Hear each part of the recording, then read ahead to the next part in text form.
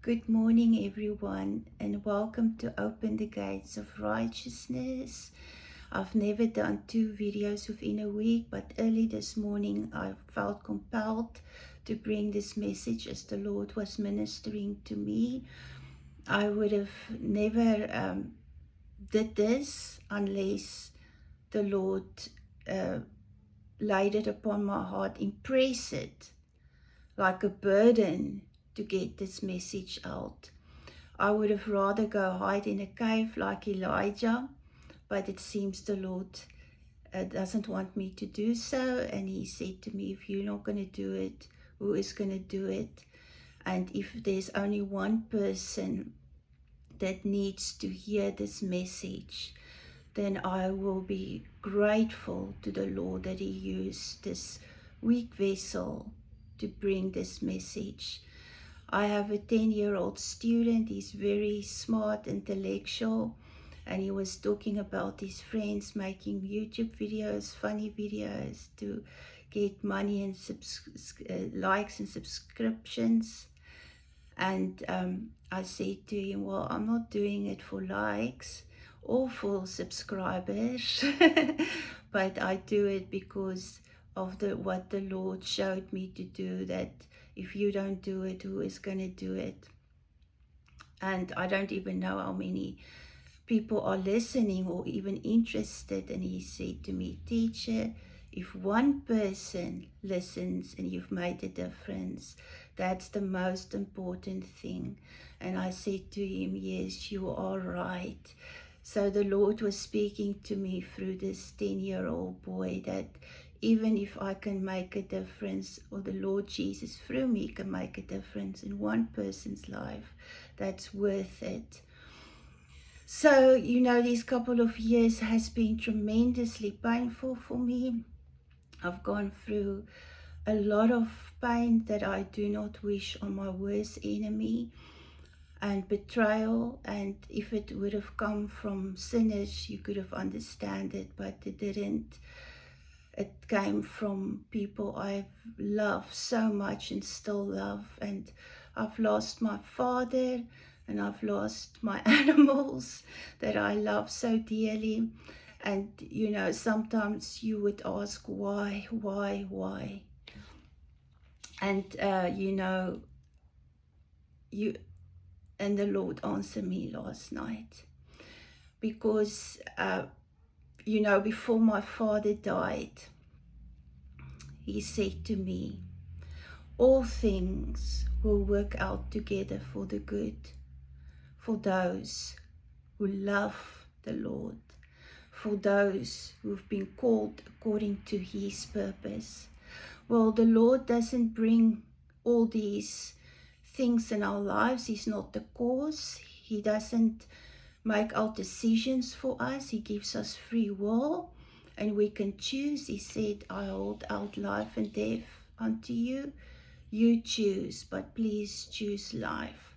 So people make decisions, and sometimes those decisions are for the flesh, and sometimes it's for the spirit, but at the end, he leaves it up to us. But when the enemy comes in, because he's the one that causes heartache, he's the one, the Bible says he's the thief, he's the destroyer, and he causes death and hardship and pain and all and betrayal. He is the author of all darkness, but Jesus came to give us life and life abundantly. And in this process that I've gone through, and I've cried more than I've ever cried in my life, and I've asked many whys, why?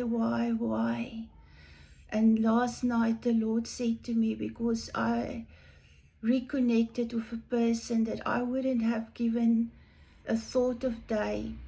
And sometimes we don't know a person's heart, but God knows the heart.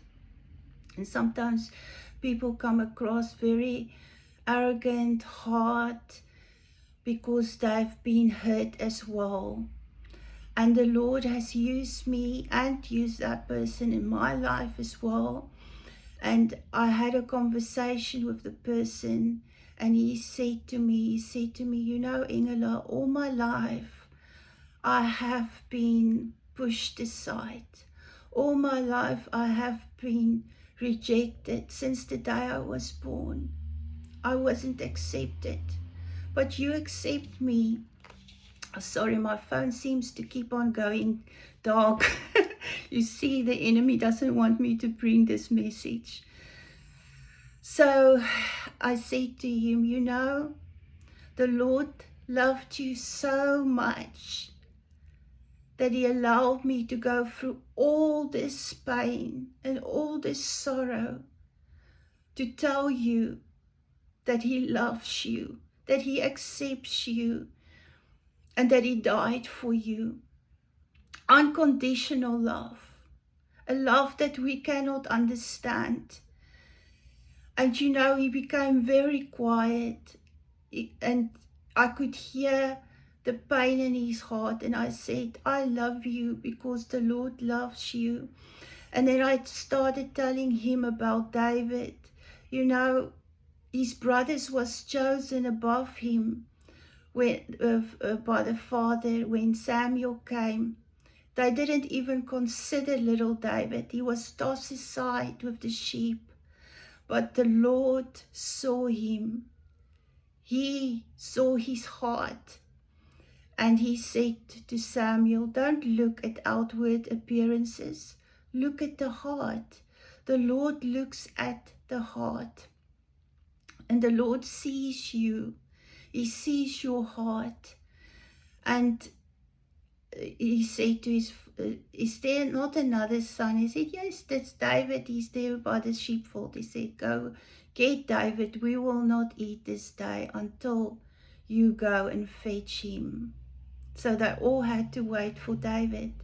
And I talked to him about Joseph, who was sold by his brothers. They were jealous of him. They threw him in the pit. They betrayed him, taken him away from his father, from a family, even the only family in the life that he had known, to a different country where he had to work as a slave.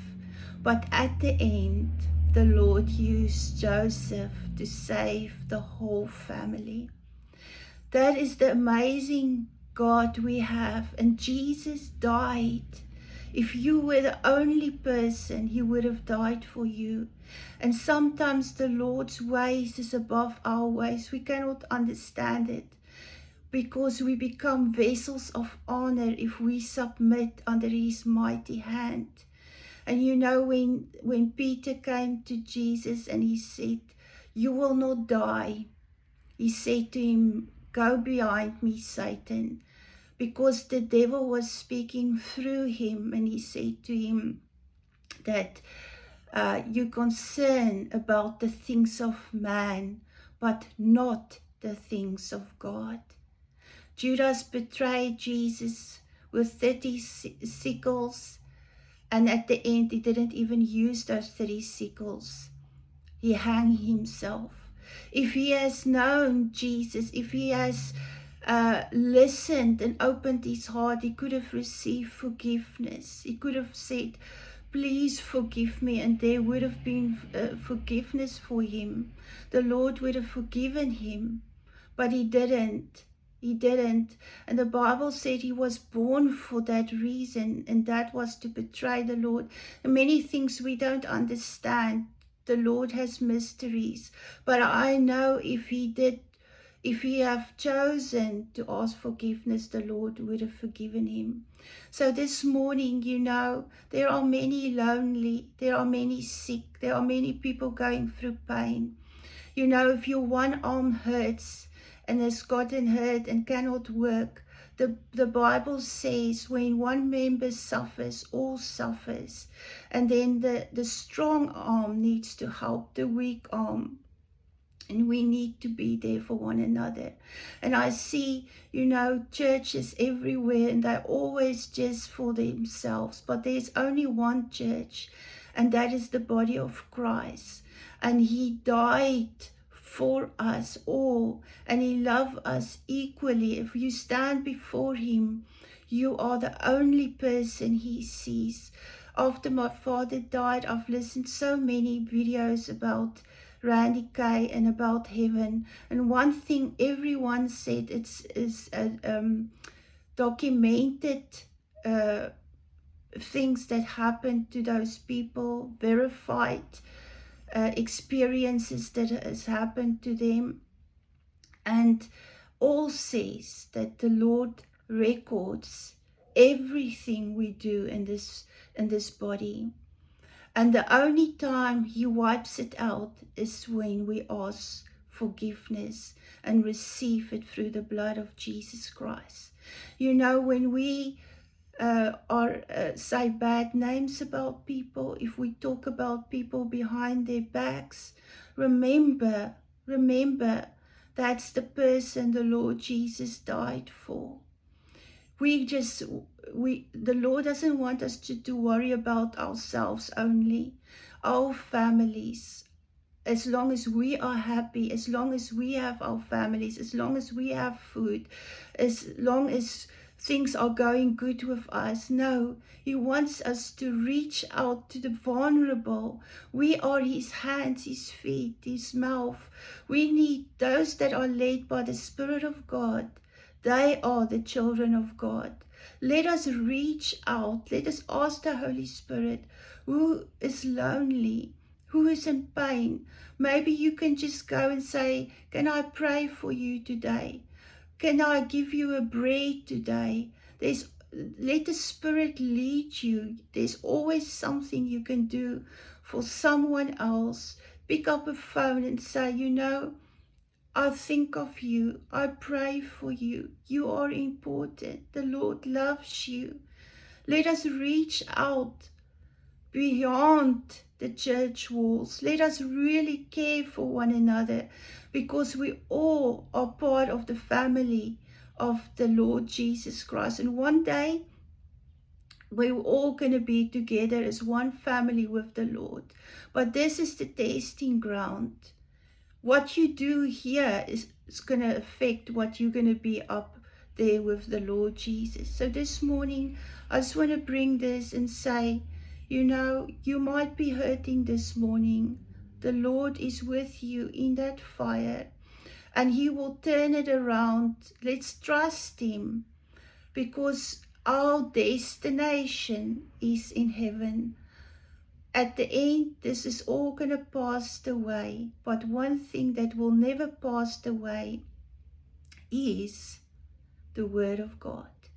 And the devil comes and he twists the Word and say, yeah, you know, there is grace. But one thing I've learned these couple of years is that grace gives you the power to overcome sin. Grace has taken you out from darkness into light. And through the Holy Spirit, we can overcome all things. We can go through all things. Doesn't matter how difficult, because we're never going to die in any case.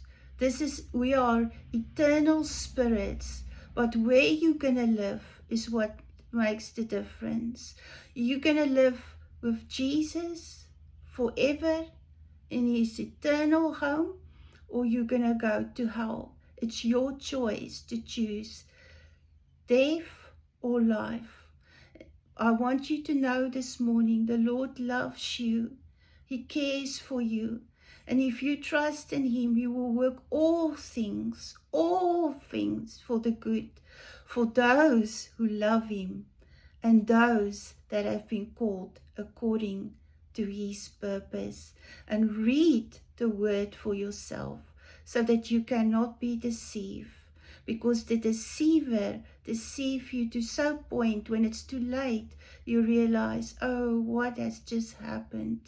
So let us read the word for ourselves and let you know the Lord loves you. And if you were the only person that he had to die for, he would have done so. Have a blessed weekend.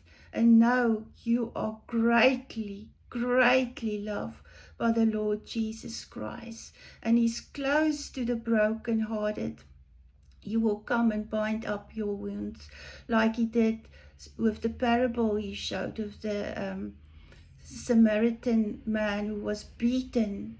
Everybody passed him by, but the enemy came and said, I will help you. He bound up his wounds.